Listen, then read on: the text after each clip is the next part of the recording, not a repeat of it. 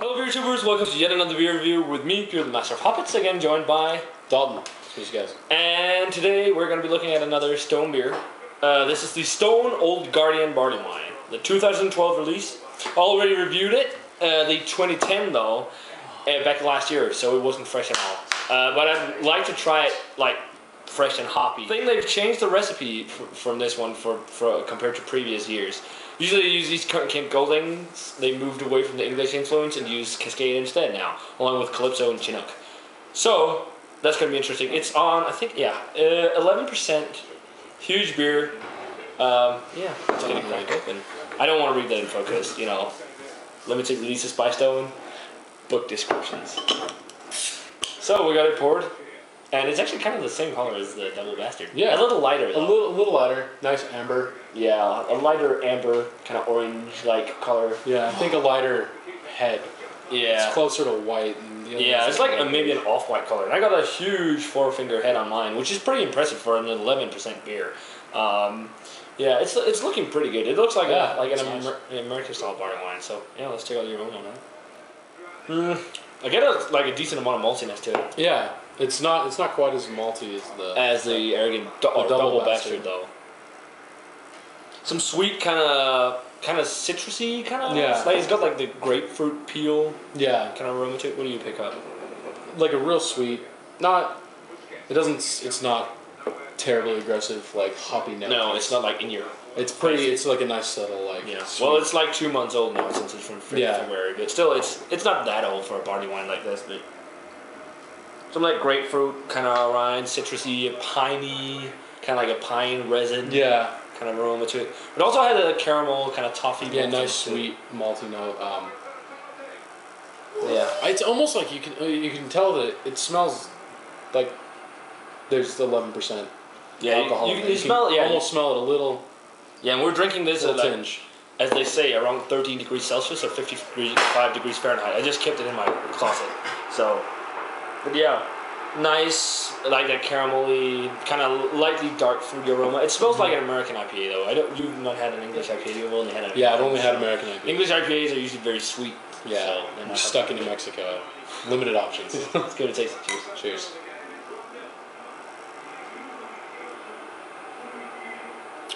That's pretty tasty. Yeah, that's really wow, tasty. it feels so much lighter when you just drank a Double Bastard. Yeah, definitely. Seriously, that's pretty cool. What would you call like the body on it, on mouthfeel? Medium, mouthfeel. Yeah, medium, maybe a little lighter side of medium for me. Yeah, I'd say like it's a medium. It's not the biggest mouthfeel. Like the Double Bastard had like that sugary and sweet, almost like oily. Yeah. Texture to it. It was like heavier. Yeah, and it's very, very dry on the tongue. Flavors, like the first flavor I think you pick up is like the grapefruit and the pine. Yeah, it's like it's definitely like the hops are like out front. Yeah, and like when I reviewed the 2010 vintage, you didn't taste it. You tasted some bitterness, but it was just like a huge raisin and toffee bomb. Right. This is much more hoppy.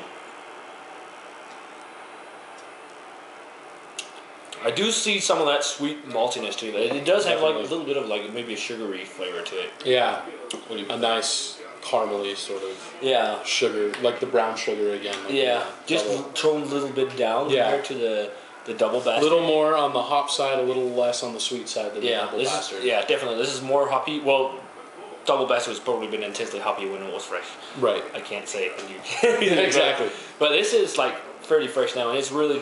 I mean, it's pretty drinkable. You could kind of smell some trace of the 11%. I don't really taste it. No, you get the warming sensation, but it doesn't really well taste like alcohol. Like I think it's an art in brewing when you fucking hide 11% in a beer.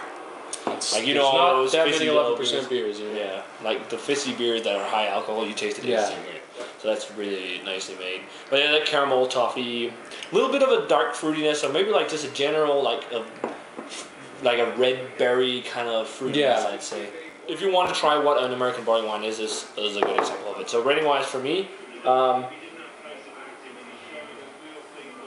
going to land on a straight up 90. It's a really good barley wine. I've had better barley wines, but Stone's Old Guardian is a classic.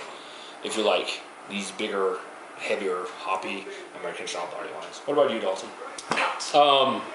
I like it. It's really nice. It's pretty good. I'm gonna go with like a 90, 2.